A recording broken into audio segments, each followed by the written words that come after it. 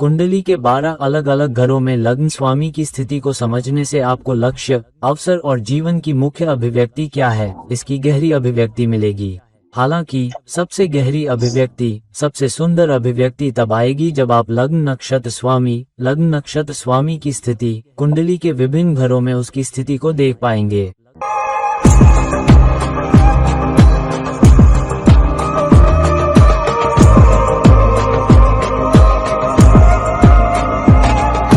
मेरे सभी दोस्तों को नमस्कार और आदाब। आपके मित्र ज्योतिषी और मार्गदर्शक की ओर से एक बार फिर आपके अपने चैनल एस्ट्रो एश्योरेंस से हम विभिन्न घरों में लग्न स्वामी की स्थिति की श्रृंखला करते रहे हैं। हमने कुंडली के विभिन्न घरों में सप्तम भाव नक्षत्र स्वामी की स्थिति को भी कवर किया है।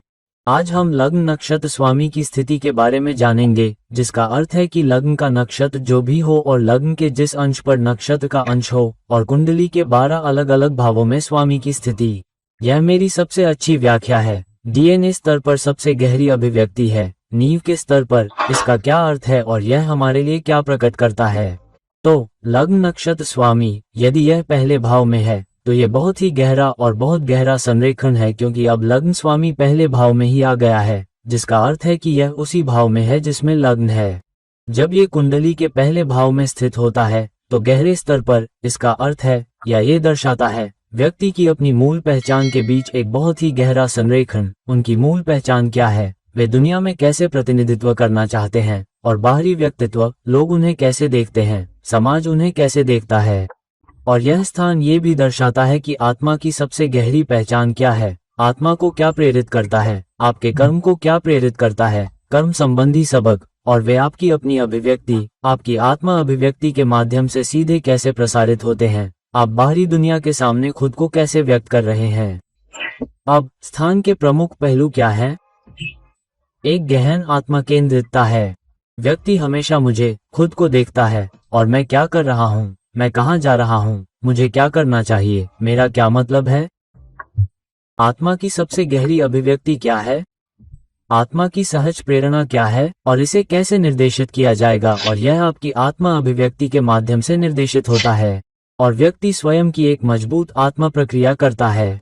मैं क्या कर रहा हूँ, मैं कहाँ जा रहा हूँ, मेरी पहचान क्या है, लोग मुझे कैसे देखेंगे, और मेरी ताकत क्या है, मेरी चुनौतियाँ क्या हैं। इसकी बहुत मजबूत आत्म जागरूकता है और इसलिए ये लोग ये भी जानना चाहेंगे कि उनका जीवन पथ क्या है, वे कहाँ जा रहे हैं, वे कैसे जा रहे हैं, उनके चैनल क्या हैं। और यह उनके व्यक्तिगत विकास और शारीरिक स्वास्थ्य से गहराई से जुड़ा हुआ है। और आमतौर पर ये लोग कुछ नया करना चाहते हैं, कुछ नया शुरू करना चाहते हैं। भले ही वे नौकरी कर रहे हों या अपना खुद का कुछ कर रहे हों, अपना खुद का व्यवसाय कर रहे हों, वे हमेशा कुछ नया करने की तलाश में रहते हैं। कभी कभी अपना खुद का उद्यम भी शुरू करते हैं और उनमें एक सहज नेतृत्व और स्वायत्ता होती है जो वे चाहते हैं, क्योंकि प्राकृतिक स्वामी पहले घर में है। स्वतंत्रता के प्रति, जवाबदेही के प्रति झुकाव है और खुद को स्वस्थ रखने की आवश्यकता पर ध्यान केंद्रित है।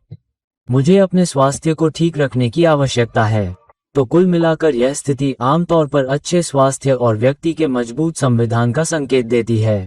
कर्म के स्तर पर व्यक्ति स्वयं को नियंत्रित करना चाहेगा। तो मैं जो भी कर रहा हूँ, मैं अपनी आदतों, अपने कार्यों, अपने लक्ष्यों पर महारत हासिल करना चाहता हूँ। लेकिन यह व्यक्ति अहंकार के स्तर पर प्रभुत्व भी चाह सकता है। इसलिए और कभी कभी लोग इस व्यक्ति को बहुत आत्मा केंद्रित के रूप में भी देखेंगे और व्यक्ति अपने अहंकार से भी जूझ सकता है, क्योंकि लोग उसे ऐसे व्यक्ति के रूप में भी देखेंगे जो खुद पर केंद्रित है। तो ऐसे व्यक्ति के लिए अपनी ऊर्जा को उच्च उद्देश्य की ओर मोड़ना बहुत महत्वपूर्ण है। तो आत्मा की ऊर्जा का प्रत्यक्ष प्रकटीकरण आप कौन हैं, आप खुद को कैसे व्यक्त करते हैं, आपके लक्ष्य क्या हैं, आपकी विकास यात्रा क्या है, आपका समग्र जीवन क्या है, इसके माध्यम से व्यक्त होता है। और यह जीवन में आपकी यात्रा के दौरान स्वयं की परिभाषा का जीवन भी है। तो आप जो भी करने की कोशिश कर रहे हैं, आप कुछ विरासत छोड़ने की कोशिश कर रहे हैं जो दृढ़ता से पीछे छूट गई है। आप उदाहरण देख रहे हैं या अपनी परीक्षा के दौरान पढ़ रहे हैं। अब क्या होता है जब लग्न नक्षत्र स्वामी या लग्न का नक्षत्र स्वामी दूसरे भाव में होता है? तो हाँ, आइए गहराई से देखें और देखें कि इसका क्या अर्थ है। तो जब लग्न नक्षत्र स्वामी किसी कुंडली के दूसरे भाव में स्थित होता है तो यह व्यक्ति की मूल पहचान और धन, पोषण, वाणी, परिवार और आपके व्यक्तिगत मूल्यों के साथ आपके संबंधों के बीच एक गहरा संबंध दर्शाता है। तो ये प्लेसमेंट बताता है कि व्यक्ति बुनियादी स्तर पर, ऊर्जा स्तर पर, उनका व्यक्तित्व, उनके नक्काशीदार बर्तन सभी महत्वपूर्ण रूप से निर्देशित होते हैं, या उनके संसाधनों, उनके पैसे, उनकी आजीविका, बैंक में रखे पैसे और दूसरों के साथ संवाद करने के तरीके से निर्देशित होते हैं। वे किस शब्द का उपयोग करते हैं, किस भाषा का उपयोग करते हैं। कभी कभी ये लोग एक से अधिक भाषाएं भी जानते हैं और वे अपने परिवार और अपने समुदाय और अपने वंश से कैसे जुड़ते हैं, वे किस वंश से हैं, पिता या दादा से आदि।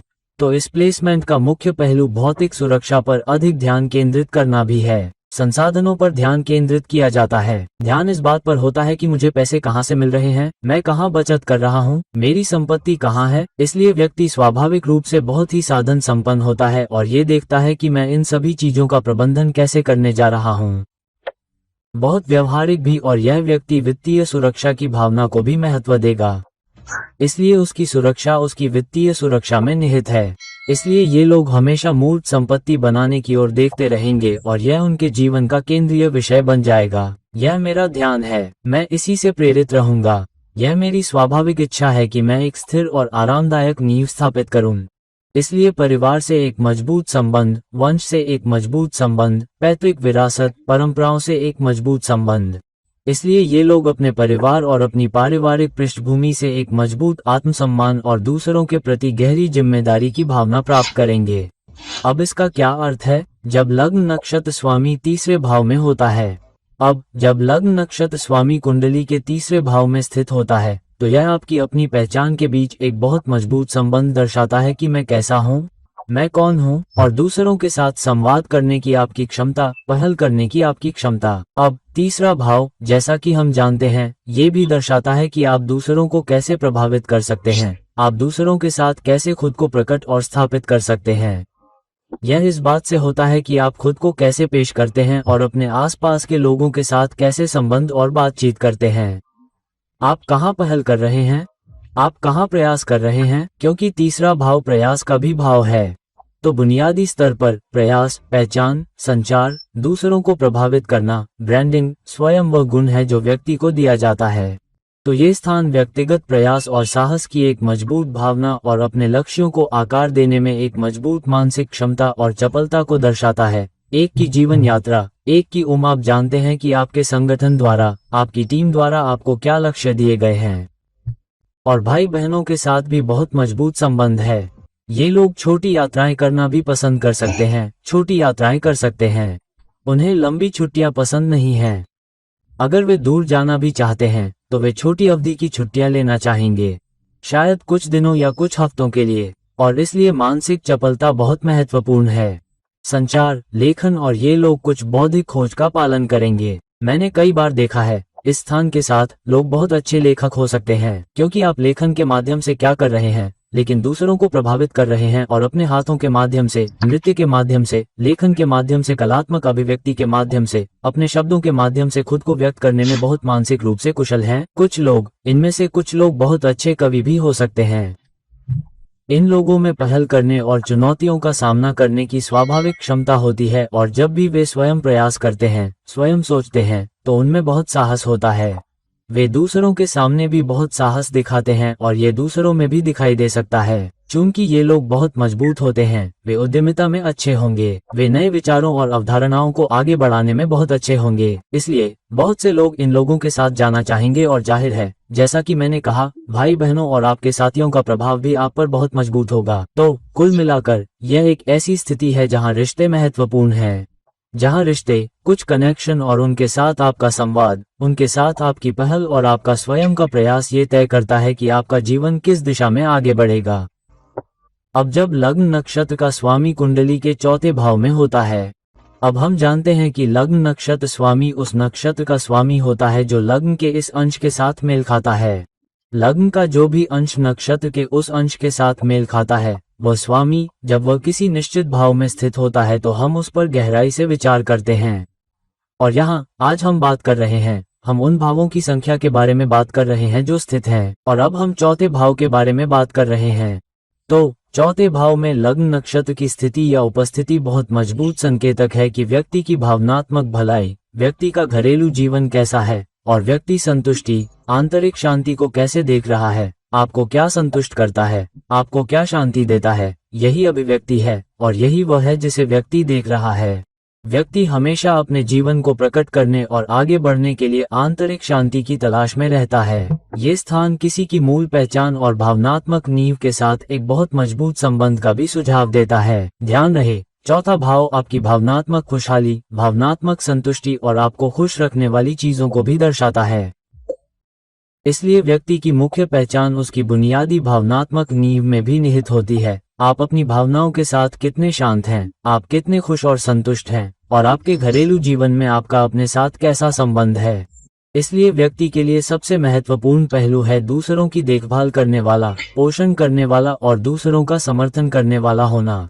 इसलिए इस भाव वाले व्यक्ति का व्यवहार हमेशा सहायक, देखभाल करने वाला और सहानुभूतिपूर्ण होता है।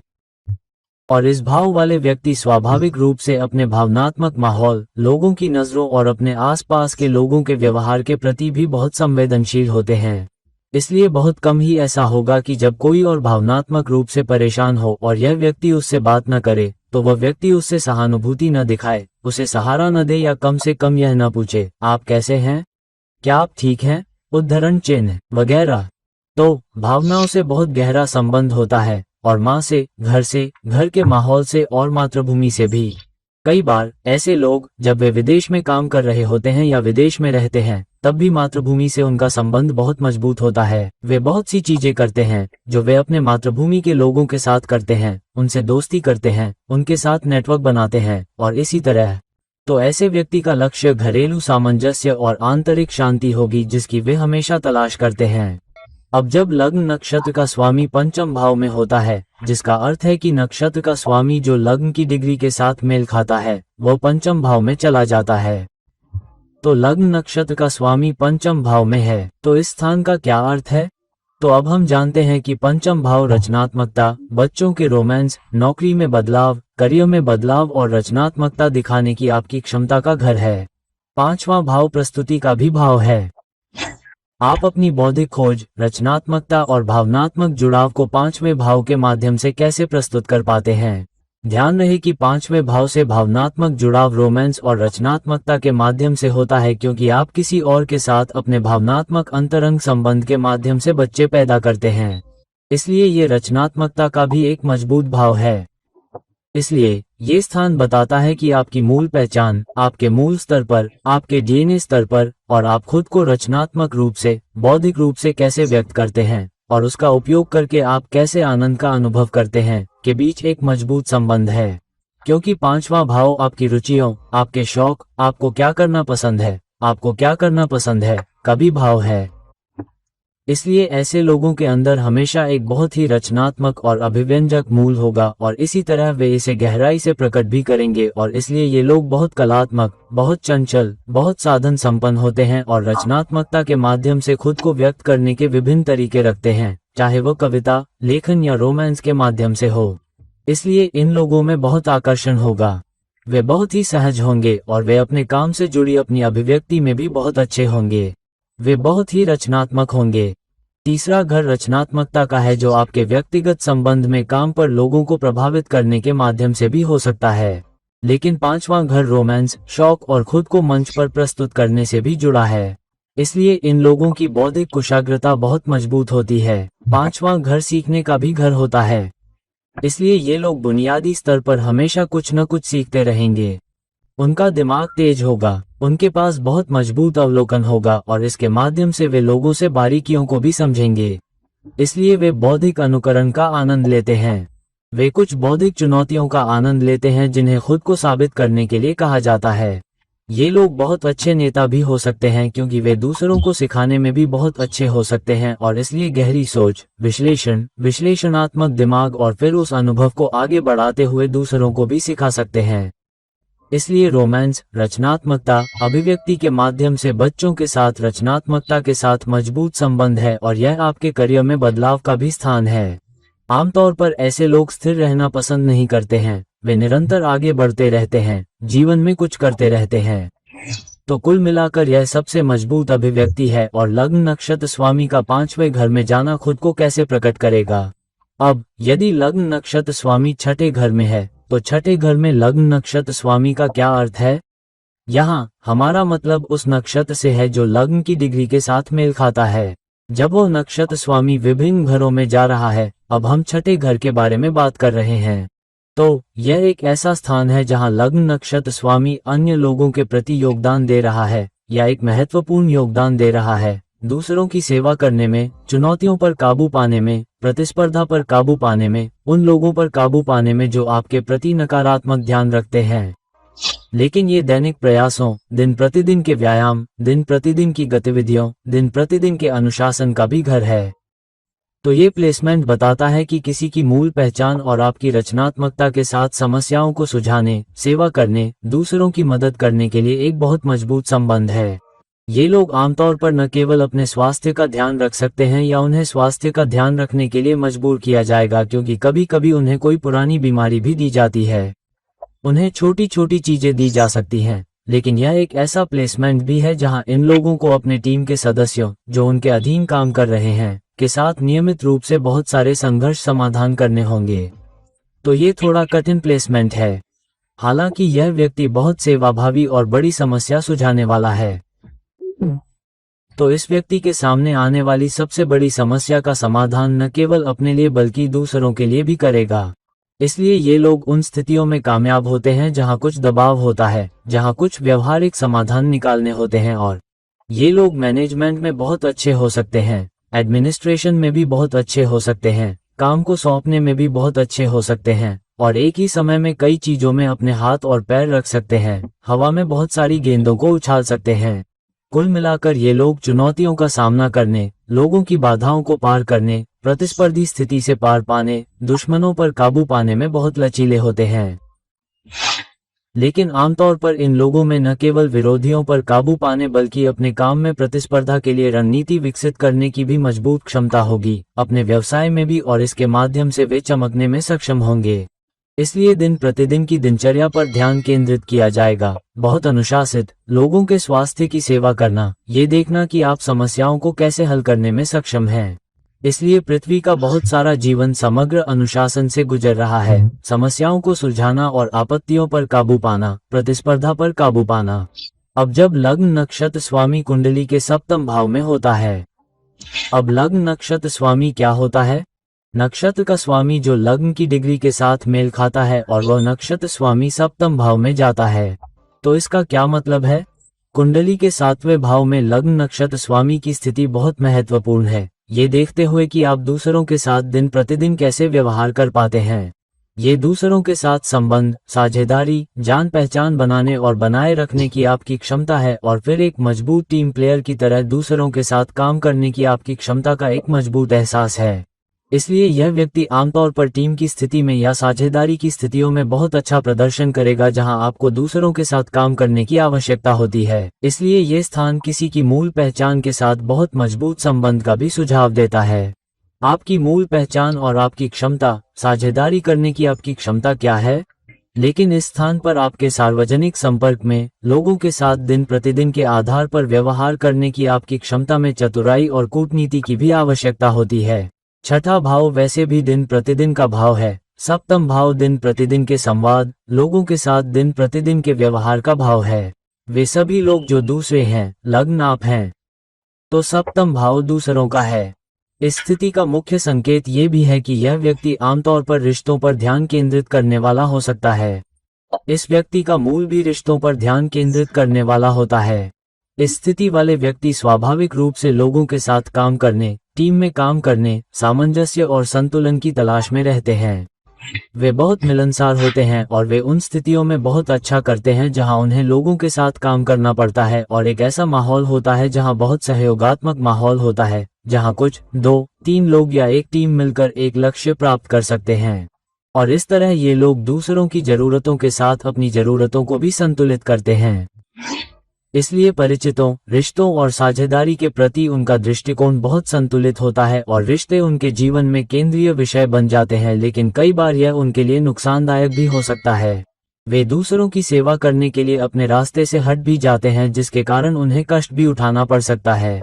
आमतौर पर इन लोगों में स्वाभाविक रूप से अच्छी कूटनीति, बातचीत का कौशल, अपने रिश्तों में बहुत निष्पक्ष रहने की इच्छा और अपने प्रकटीकरण में न्याय की मजबूत भावना होती है। तो ये सब दर्शाता है कि वे लोगों के साथ कैसा व्यवहार करते हैं, लोगों के साथ कैसे बातचीत करते हैं, दुनिया के साथ कैसे पेश आते हैं। अब हम 8वें घर के बारे में बात कर रहे हैं। इसका क्या मतलब है? तो मूल स्तर पर, बुनियादी स्तर पर इसका क्या अर्थ है? 8वें घर में लग्न नक्षत्र के स्वामी की स्थिति का बहुत गहरा अर्थ है। वास्तव में किसी भी घर में किसी भी नक्षत्र के स्वामी की सबसे गहरी उपस्थिति, उन सभी में से सबसे गहरी अभिव्यक्ति 8वें घर में होती है, क्योंकि 8वां घर परिवर्तन का भी कारक है। वो सब कुछ छिपा हुआ है जिसे निकालने के लिए आपको बस एक मजबूत अंतर्ज्ञान की आवश्यकता है। ये दुनिया के रहस्यों से, जीवन और मृत्यु के रहस्यों से आपका संबंध है। तो ये स्थान आपकी अपनी मूल पहचान और चुनौतियों, समस्याओं, अवरोधों, अचानक सामने आने वाली समस्याओं से निपटने की आपकी क्षमता और प्रतिनिधित्व के 8वें घर के साथ साझा संसाधनों से निपटने की आपकी क्षमता के बीच एक बहुत मजबूत संबंध का सुझाव देता है।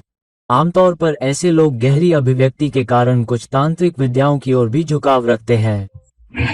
तो या तो ज्योतिष या अंकशास्त्र या विज्ञान, कुछ ऐसा, या वे जीवन के गहरे रहस्यों को पढ़ना या उनसे निपटना पसंद करते हैं। इसलिए वे जानना चाहेंगे कि मैं कौन हूँ, मैं कहाँ से आ रहा हूँ, मुझे क्या करने की जरूरत है, मेरा लक्ष्य क्या है, मैं कहाँ जा रहा हूँ। इसलिए वे तब भी पढ़ेंगे जब वे तांत्रिक विद्या में दृढ़ता से विश्वास नहीं करते हैं। वे जीवन को और अधिक समझने के लिए और जीवन के गहरे अर्थ को समझने के लिए बहुत कुछ पढ़ेंगे और उन्हें रहस्य, डरावनी फिल्में, कुछ बनावटी फिल्में पसंद आ सकती हैं। तो कुछ ऐसा जो बहुत ही रचनात्मक हो। जीवन में इसका गहरा अर्थ है। आमतौर पर 8वें घर में उपस्थिति के कारण ये भी है कि ये लोग बहुत परिवर्तनकारी होते हैं, जिसका अर्थ है कि वे स्थिति आने पर बदलने या बदलने से नहीं हिचकिचाते। तो लग्न नक्षत्र स्वामी का अष्टम भाव में होना ये दर्शाता है कि जीवन में रुकावटें आएंगी, लेकिन समय समय पर उनके लिए परिवर्तन और बदलाव का मौका भी होगा। तो रुकावटें आपको ये बताने के लिए दी जाती हैं कि अब बदलाव का समय आ गया है। कृपया बदलें, कृपया रूपांतरित हों, कृपया लोगों को देखने, बदलाव को देखने, विकास को देखने के लिए एक नया दृष्टिकोण रखें, और उसके माध्यम से आप अपने जीवन में विकास कर पाएंगे और जीवन के अर्थ को गहराई से समझ पाएंगे। वे साझा संसाधन कहाँ से आते हैं? आमतौर पर ये साझा संसाधन लोगों के साथ काम करने या लोगों से निपटने की क्षमता या उदाहरण के लिए संपत्ति रखने के संदर्भ में आते हैं। आमतौर पर ऐसे लोगों के पास किसी और के साथ साझेदारी में संपत्ति भी हो सकती है। तो उदाहरण के लिए एक संपत्ति जिसमें आपका नाम भी हो या जीवनसाथी का नाम भी हो, या लेकिन यह विरासत का स्थान भी है। ऐसे लोगों को कुछ विरासत भी मिल सकती है। यदि नहीं तो यदि यह अशुभ स्थिति में है तो विरासत की चुनौतियां दूसरों को विरासत मिल सकती है, लेकिन आपको नहीं मिल सकती है। कभी कभी चुनौती ससुराल वालों से भी आ सकती है। या तो बदलाव के कारण या तो आपको ससुराल वालों से काफी सहयोग मिलता है, या फिर ये तटस्थ नहीं है, या फिर आपको ससुराल वालों से चुनौतियों का सामना करना पड़ सकता है। तो ये पूरी तरह से तटस्थ स्थिति नहीं है। इसके साथ कोई शून्य योग का खेल नहीं है। तो 8वें घर से कुछ चुनौतियां आएंगी अगर ससुराल वालों का बीमा नहीं। अगर ससुराल वालों का बीमा नहीं तो कुछ निश्चित मुद्दे। अगर कुछ निश्चित मुद्दे नहीं तो बदलाव, रूपांतरण या गहरे प्रकटीकरण से जुड़े काम, कराधान या बीमा, कुछ बहुत ही गहरा आपसे जुड़ रहा है। और इसलिए इन लोगों को समस्याओं या चुनौतियों को सुलझाने के लिए सतह के नीचे के गहरे अर्थ को समझना होगा। तो अगर आप समस्याओं और चुनौतियों को सतही तौर पर देख रहे हैं तो आप उन्हें सुलझा नहीं पाएंगे, आप वहीं बने रहेंगे। तो यहाँ आपका काम गहरे अर्थ को देखना है। और फिर अगर आपको अपने जीवन साथी के साथ नियमित रूप से समस्याएं हो रही हैं तो बस ये कहना कि वह मेरे लिए अच्छी नहीं है, हम एक दूसरे से नहीं जुड़ते, इसके बजाय गहरे अर्थ को देखें। ऐसा क्यों हो रहा है? हो सकता है कि व्यक्तित्व की समस्या हो, आपके भीतर कोई समस्या हो, जिस माहौल में आप काम कर रहे हैं उसमें कोई समस्या है, करियर में समस्या हो सकती है। इसलिए जब तक आप गहराई से नहीं समझेंगे तब तक आप समझ नहीं पाएंगे। तो कुल मिलाकर यह एक चुनौतीपूर्ण प्लेसमेंट है। इस प्लेसमेंट में जहां आप हैं समय समय पर उतार चढ़ाव, रुकावटें आती हैं, लेकिन यह आपके लिए अचानक आने वाले अवसरों का सबसे गहरा प्रकटीकरण हो सकता है जो आपको अचानक उत्थान के लिए भी ले जा रहा है। अब लग्न नक्षत्र स्वामी का क्या अर्थ है जो कुंडली के 9वें घर में है। अब लग्न नक्षत्र स्वामी क्या है? वह नक्षत्र जो लग्न के अंश के साथ मेल खाता है। वह नक्षत्र का स्वामी जब विभिन्न घरों में स्थित होता है। यहाँ हम 9वें घर के बारे में बात कर रहे हैं, इसलिए इसका सबसे गहरा अर्थ है, इसका सबसे सूक्ष्म प्रसार है, लग्न स्वामी से भी अधिक गहरा है, इसलिए इसका इतना महत्व है। तो लग्न नक्षत्र के स्वामी का अलग अलग भावों में होना आपको घर से गहरी अभिव्यक्ति भी देगा। यहाँ हम 9वें भाव की बात कर रहे हैं, तो यह व्यक्ति की उच्च शिक्षा, उच्च दर्शन, दार्शनिक खोज की क्षमता का सबसे मजबूत संकेतक है। जीवन के दर्शन को देखते हुए मैं जीवन के दर्शन को समझना चाहता हूँ। मैं समझना चाहता हूँ कि मेरी आस्था और विश्वास कहाँ से आ रहा है। मैं समझना चाहता हूँ कि मेरा आध्यात्मिक विकास कहाँ से हो रहा है। मैं समझना चाहता हूँ कि आध्यात्मिक उत्थान, परिवर्तन का क्या अर्थ है। तो इस व्यक्ति का जीवन बहुत कुछ सीखने, अनुभवों से सीखने के इर्द गिर्द घूमता है। इसलिए जब भी जीवन आपको कोई अनुभव देता है तो वह चाहता है कि आप उससे सीखें और उसके माध्यम से विकास हो रहा है। इसलिए 9वें भाव को लाभ का भाव भी कहा जाता है। वे लाभ केवल भौतिक नहीं होते बल्कि आध्यात्मिक लाभ, अनुभवात्मक लाभ भी होते हैं। तो ये स्थान मूल पहचान और ज्ञान, नैतिकता, मूल्यों का पालन करने और अपने अनुभवों का विस्तार करने, अपने दैनिक जीवन में उन अनुभवों का उपयोग करने के तरीके को बढ़ाने के बीच बहुत मजबूत संबंध का सुझाव देता है। तो 9वां घर अनुभव और लाभ दोनों का घर है, जिसका मतलब है कि आपको अपने अनुभवों से सीखना होगा और सीखने के लिए भगवान सबसे गहरे अर्थ में सबसे अच्छा प्रसार करते हैं। नींव के स्तर पर कहते हैं कि सीखने के बिना विकास कम होगा या कोई विकास नहीं हो सकता है। इसलिए व्यक्ति को बहुत अधिक दार्शनिक और ज्ञान प्राप्त करने की इच्छा होती है। इसलिए आमतौर पर ये लोग स्वाभाविक रूप से बहुत आशावादी होते हैं। इसके अलावा भले ही वे थोड़े दार्शनिक हों, उन्हें लगता है कि अंत में सब ठीक हो जाएगा, सब अच्छा होगा। और इसलिए इन लोगों में एक मजबूत इच्छा, एक अंतर्निहित इच्छा, उच्च शिक्षा और सच्चाई होती है। वे हमेशा सच्चाई की तलाश में रहते हैं। वे हमेशा सच्चाई का पीछा करते हैं। अगर वे झूठ बोलते हैं तो किसी कारण से वे झूठ बोलते हैं। गहरे में वे इसके बारे में बहुत अच्छा महसूस नहीं कर सकते हैं। इसलिए वे विभिन्न विश्वास प्रणालियों, विभिन्न संस्कृतियों, विस्तारवादी विचारों की खोज करने के लिए आकर्षित होते हैं। ऐसा इसलिए है क्योंकि उन्हें लगता है कि सच्चाई केवल मेरी नहीं है, सच्चाई उससे बड़ी हो सकती है जो मैं देख रहा हूँ। तो दूसरों के साथ व्यवहार करना, अलग अलग धर्मों, मान्यताओं और संस्कृतियों को समझना उनके कौशल और ज्ञान को भी बढ़ाएगा। वे इसी तरह देखते हैं, इसलिए कई बार धर्म से भी जुड़ाव होता है। मेरा धर्म क्या है, मेरा कर्तव्य क्या है, मैं अपने अनुभवों से क्या सीख रहा हूँ, मेरी आस्था और विश्वास मुझे क्या बताते हैं, यह मूल पहचान मुझे क्या देती है। और इसलिए मूल पहचान नैतिक मूल्यों से गहराई से जुड़ी होती है, न्याय की तलाश और उच्च दर्शन और उच्च सिद्धांतों के साथ जीवन जीने का तरीका। इसलिए आमतौर पर ये लोग अपने शिक्षकों के साथ भी बहुत अच्छे से घुल मिल जाते हैं, खासकर उन शिक्षकों के साथ जिन्हें वे बुद्धिमान समझते हैं। अगर ऐसा नहीं है तो संबंध उतना मजबूत नहीं होगा और वे अपने विश्वासों का दृढ़ता से समर्थन करेंगे। इसलिए अगर वे किसी चीज में विश्वास करते हैं तो कोई उनके खिलाफ कहता है तो वे भी कहेंगे कि नहीं नहीं, मेरा यही मतलब है, मैं यही दर्शाता हूँ, मैं यही मानता हूँ। और वे कई बार दूसरों को जीवन में मार्गदर्शन देने के अलावा नैतिक मार्ग और दर्शन की ओर भी ले जाते हैं। तो ये लोग बहुत अच्छे मेंटर, बहुत अच्छे टीचर और खुद भी बहुत अच्छे गुरु हो सकते हैं। तो कुल मिलाकर एक जगह जहाँ भाग्य का साथ मिल रहा है या अनुभवों के जरिए लाभ मिल रहा है, ऊंचा उठने और सीखने की क्षमता है, वो है ये प्लेसमेंट। अब 10वें घर में लग्न नक्षत्र के स्वामी का क्या मतलब है? तो लग्न नक्षत्र के स्वामी का क्या मतलब है? वो नक्षत्र जो लग्न की डिग्री के साथ मेल खाता है। वो नक्षत्र कोई भी नक्षत्र हो सकता है। वो मेष हो सकता है, मेष में हो सकता है, अश्विनी हो सकता है, भानी हो सकता है, किट हो सकता है। तो लग्न की विशिष्ट डिग्री जो किसी निश्चित नक्षत्र के साथ मेल खाती है, उस नक्षत्र के स्वामी की विभिन्न घरों में स्थिति। यहाँ हम 10वें घर के बारे में बात कर रहे हैं, इसलिए क्योंकि यह सबसे गहरी अभिव्यक्ति देता है और इसलिए लग्न नक्षत्र के स्वामी का 10वें घर में जाना बहुत महत्वपूर्ण है। यह आपको करियर का एक गहरा बुनियादी स्तर का अर्थ दे रहा है जहां आपको अपने कर्म पर भी काम करने की आवश्यकता है। इसलिए ये बहुत महत्वपूर्ण स्थान है। यदि लग्न स्वामी 10वें भाव में जा रहा है तो आपको सचेत होकर ध्यान देना चाहिए। इसका सीधा सा अर्थ यह है कि व्यक्ति की पेशेवर कार्य करने की क्षमता, पेशेवर कर्म, पेशेवर सफलता इस बात से भी जुड़ी है कि आप दूसरों का किस तरह ख्याल रखते हैं। दूसरों के लिए आपके कर्म क्या हैं, दूसरों के प्रति आपकी कर्मिक जिम्मेदारी क्या है। इसके माध्यम से आपको मान्यता मिलेगी, जनता की मान्यता भी आपके पास आएगी, नेतृत्व भी आपके पास आएगा। इसका मतलब है कि आपको नेतृत्व करना होगा। इस्तीफा देना हमेशा महत्वपूर्ण नहीं होता। आपको ये सुनिश्चित करने की जिम्मेदारी लेनी होगी कि दिन के अंत में काम पूरा हो जाए। नेतृत्व का यही मतलब है, जवाबदेही का यही मतलब है। इसलिए इस स्थान का व्यक्ति की मूल पहचान और आपके करियर के बीच एक मजबूत संबंध है।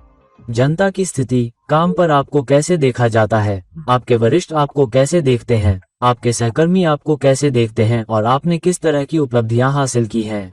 इसलिए व्यक्ति हमेशा करियर की उपलब्धियों की तलाश में रहता है। व्यक्ति केवल धन प्राप्ति नहीं चाहता, वो अपने करियर की उपलब्धियों को देखता है। कई बार प्रशंसा पत्र, सार्वजनिक प्रशंसा उनके लिए धन से अधिक महत्वपूर्ण होती है।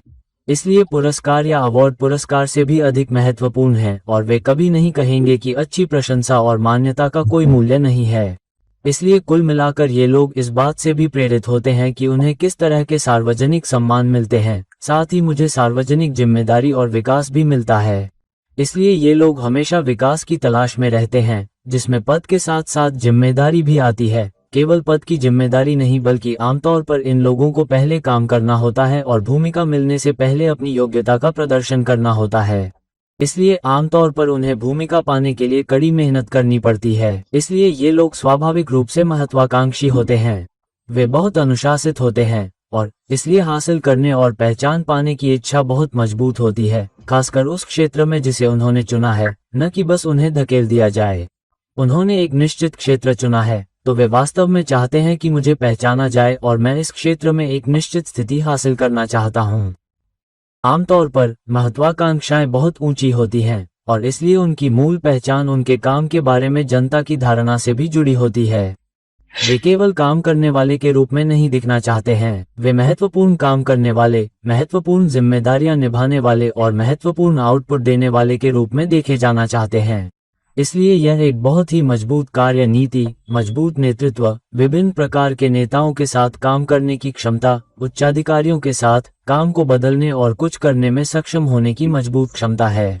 इसलिए कुल मिलाकर ये लोग बहुत अच्छा कर सकते हैं, न केवल अपनी टीम के लिए, न केवल विभाग के लिए, न केवल अपनी कंपनी के लिए, बल्कि कभी कभी ये लोग उद्योग के लिए एक मजबूत विरासत भी छोड़ जाते हैं। जैसे एपीजे अब्दुल कलाम, भारतीय वैज्ञानिक जिन्होंने भारत में मिसाइल प्रौद्योगिकी और अंतरिक्ष प्रौद्योगिकी में बड़ी भूमिका निभाई। जब आप अपने पीछे एक मजबूत विरासत छोड़ते हैं, तो लोग आपको लंबे समय तक याद रखेंगे। इसलिए कुल मिलाकर आपकी सार्वजनिक छवि, आपकी सार्वजनिक प्रतिष्ठा, अधिकार सभी बहुत महत्वपूर्ण हैं। तो अगर आप वाकई काम पर ध्यान देते हैं, अपनी जिम्मेदारी पर ध्यान देते हैं, तो यह एक अच्छा प्लेसमेंट हो सकता है जहां आप अपने करियर के माध्यम से, अपने काम के माध्यम से चमक सकते हैं। अब लग्न नक्षत्र स्वामी का 11वें घर में होना क्या अर्थ या गहरा प्रसार है। तो लग्न नक्षत्र स्वामी क्या है? वह नक्षत्र जिसकी डिग्री पहले घर के लग्न की डिग्री से मेल खाती है। तो कौन सा लग्न है, वो कौन सा नक्षत्र है जो उसके साथ मेल खा रहा है? क्योंकि जैसा कि हम जानते हैं कि प्रत्येक घर या प्रत्येक राशि में 2 से 3 नक्ष होंगे, तो 2 पूर्ण नक्षत्र हो सकते हैं या एक पूर्ण नक्षत्र निश्चित रूप से होगा और अन्य 2 नक्षत्रों के कुछ भाग भी हमेशा रहेंगे। तो उस विशिष्ट नक्षत्र के साथ मेल खाने वाले लग्न की डिग्री का स्वामी यहाँ कहाँ स्थित है? हम 11वें घर के बारे में बात कर रहे हैं और इसका गहरा प्रकटीकरण क्या है? तो 11वें भाव में लग्न नक्षत्र स्वामी का अर्थ है गहरे स्तर पर जिम्मेदारी, मूल स्तर पर, आपके लिए नींव के स्तर पर समाज, सामाजिक मामले, सामाजिक संबंध, सामाजिक जिम्मेदारी, सामाजिक दायित्व जो आपको दिए गए हैं और वहां से सफलता भी मिल रही है। साथ ही इच्छाएं और आकांक्षाएं उस संबंध के माध्यम से आपको सिद्ध या प्रदान की जा रही हैं।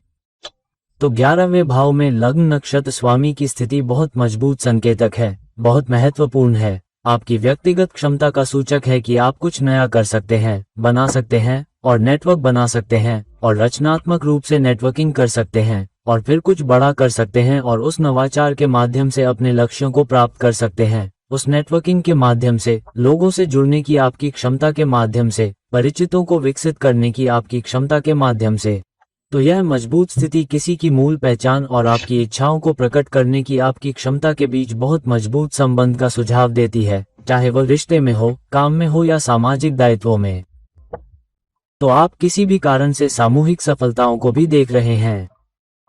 तो सामूहिक लागत हो सकती है, लेकिन आप सामूहिक सफलता या सामूहिक कारण में व्यक्तिगत सफलता और सामाजिक स्तर पर आप बहुत बेहतर करना चाहते हैं या अच्छा करना चाहते हैं। इस प्लेसमेंट के साथ अक्सर लोग अपने पीछे बहुत मजबूत विरासत छोड़ जाते हैं। दुनिया के कुछ सबसे बड़े अचीवर्स के पास 11वें घर में लग्न नक्षत्र स्वामी की यह स्थिति होती है, जहां ये लोग फॉलो करते हैं। उनके बहुत सारे फॉलोअर्स होते हैं, बहुत सारे लोग उन्हें पसंद करते हैं, उनकी सराहना करते हैं और उन्हें कभी कभी बहुत ऊपर रखते हैं। सबसे बड़े गुरु, सबसे बड़े मैनेजमेंट लीडर, सबसे बड़े ट्रेल ब्लेजर के पास ये प्लेसमेंट हो सकता है। यह एक बहुत ही आकांक्षा संचालित प्लेसमेंट भी है। तो मूल स्तर पर आपके पास बहुत आकांक्षा संचालित है, लेकिन सामाजिक सफलता के लिए मंगल सफलता को चुनता है और ये लाभ उन्मुख भी है। 11वां घर लाभ का घर भी है, लेकिन क्योंकि यह उपचय घर है, जिसका अर्थ है कि आपको इसमें सफलता प्राप्त करने में समय लगता है। उन नेटवर्क कनेक्शन के माध्यम से सफलता प्राप्त करने में समय लगता है।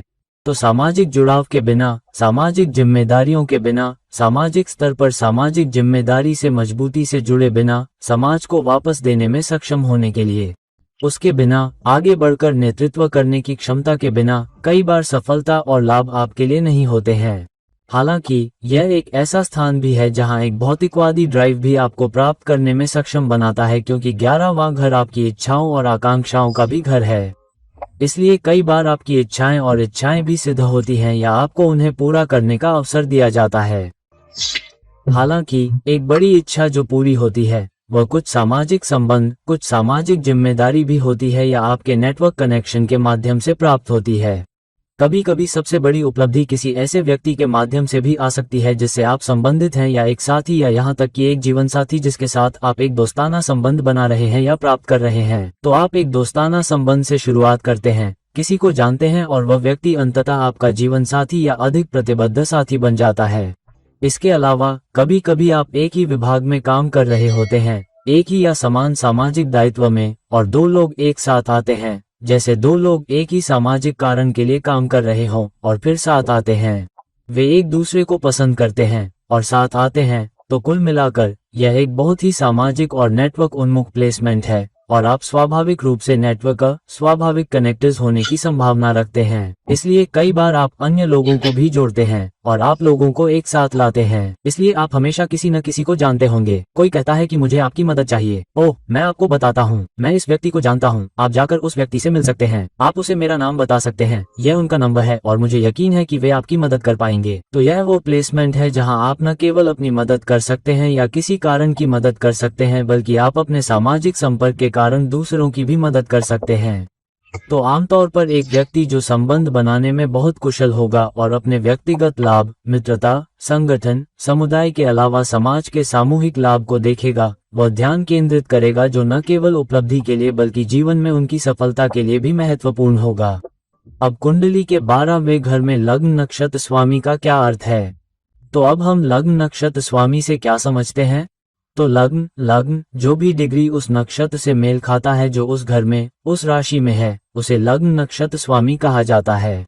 तो अगर लग्न 15 डिग्री पर है तो कौन सा नक्षत्र उस लग्न के साथ मेल खा रहा है, उस विशेष घर के साथ जिसके बारे में हम बात कर रहे हैं? तो लग्न नक्षत्र स्वामी अब 12वें घर में जा रहा है। इसका बहुत महत्वपूर्ण अर्थ है। सबसे पहले 12वां भाव बर्बादी और अधिकता का भाव है, लेकिन ये दान, दूसरों के लिए कुछ करने, आध्यात्मिक विकास और भीतर की गहराई में झांकने का भी भाव है। लेकिन जैसा कि मैंने कहा, ये दान, दूसरों के लिए निस्वार्थ सेवा का भाव भी है। लेकिन यह वो स्थान भी है जहां आप आध्यात्मिक विकास, आध्यात्मिक उत्थान को देख रहे हैं। साथ ही कभी कभी आप इसे हासिल करने के लिए दूर तक जाने के लिए भी तैयार रहते हैं।